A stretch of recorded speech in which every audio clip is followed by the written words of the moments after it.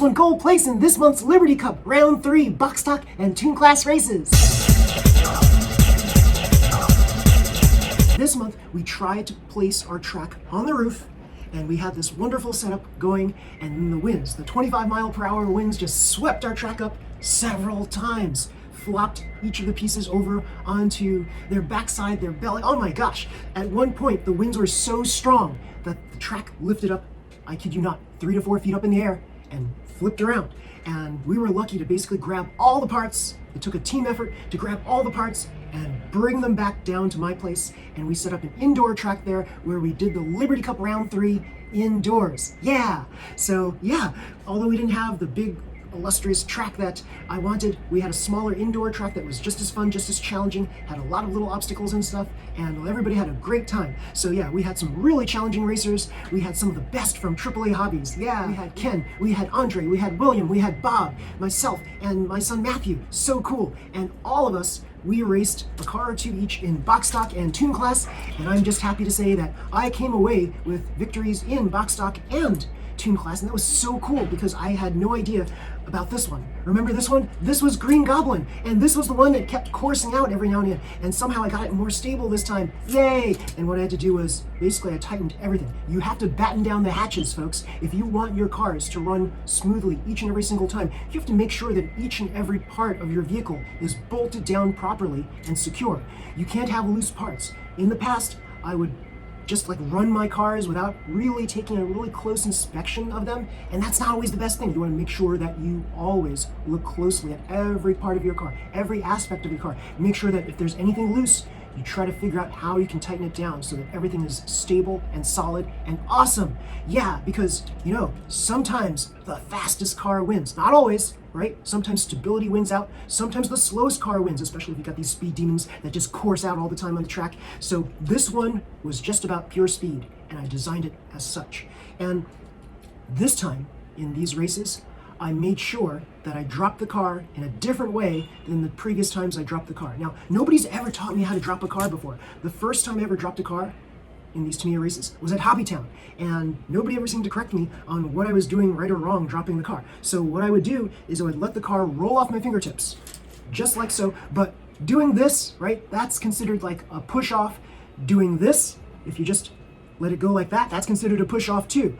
Not that hard, but it's a little subtle, more subtle than that. That's considered a push off too. Nobody ever corrected me on this, so I decided, let's see if we can change the way we do things. So I've studied all these various drop techniques. I've studied the front tilt drop. So the front tilt drop is nothing more than dropping it like this. Vertically, you lift your fingers up and you let the car go, and the car speeds off. Cool. And that's really good if you are racing rear motor racers. Yes. And then there's many different ways of dropping the front motor cars. So let me show you. So for example, if you wanted to do it this way, you could hold it with 2 fingers and just do what I call the rear tilt open tulip.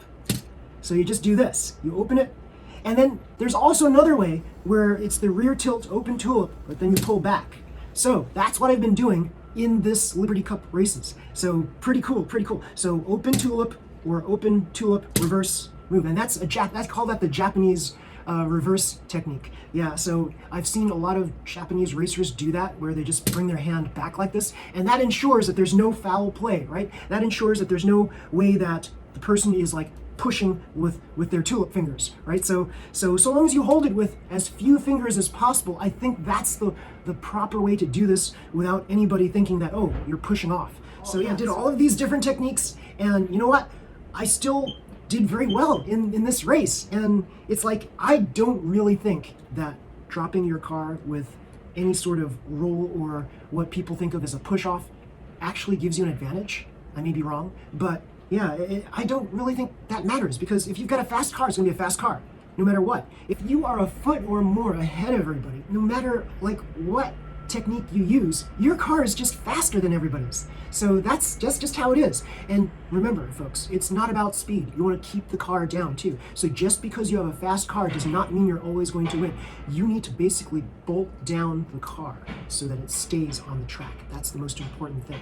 So yeah, let's take a look at these Liberty Cup races. We've got right here, I'm going to just show right now, box stock. And box stock, we had some very formidable challengers here. I dropped my car and this thing whizzed around around the track, yes. And it wasn't until I got around to the second lap or so that I started basically overtaking my opponents. So that was like pretty cool. So then eventually my car got a little faster, got a little faster, got a little faster around the track, and then yeah, I got first place. So cool, so cool.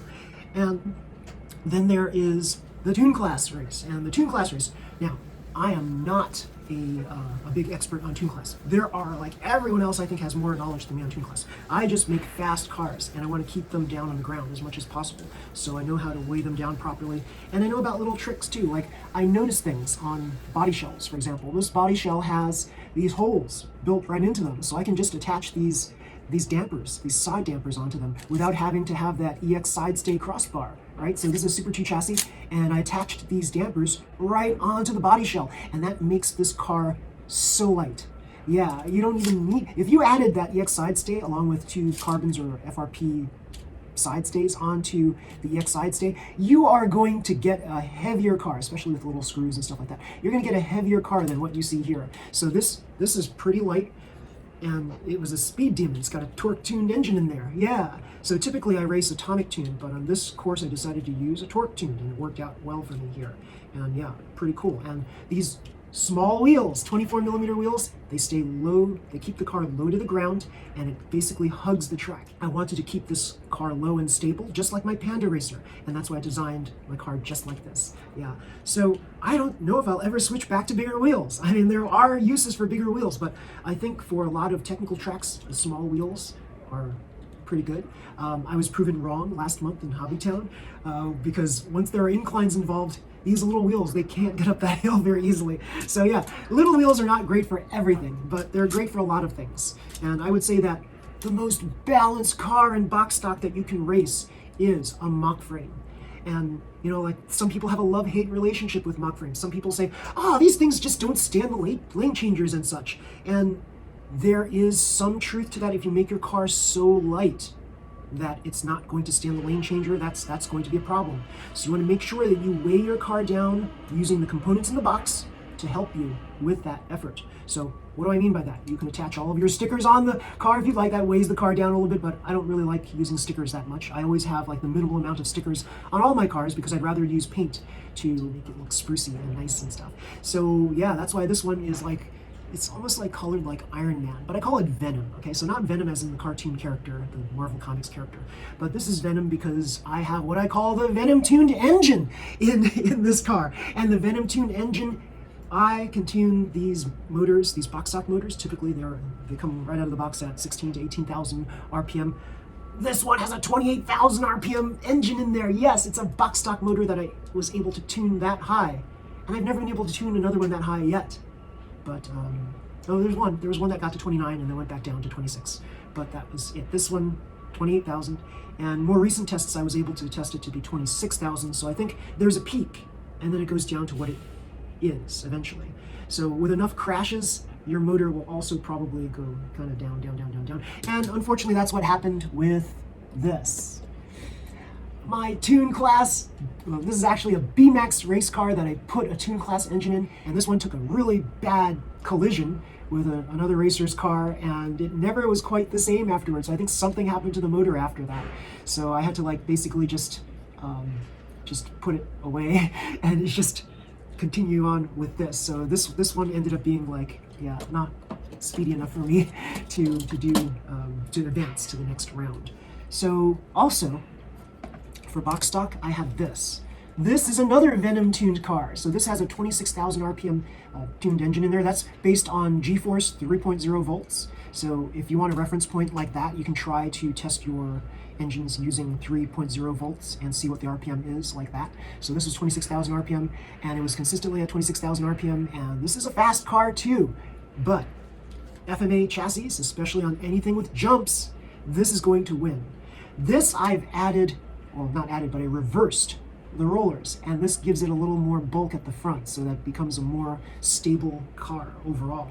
So I think this is something that everybody should do for VZ chassis, but that's just me. So yeah, this is a pretty cool car too, and it was very fast, and it beat a lot of other cars. And yeah, it's so cool to see something like this where you kind of like made up this new idea, and you just play test it, and you see how it fares against everyone else. So cool, so cool.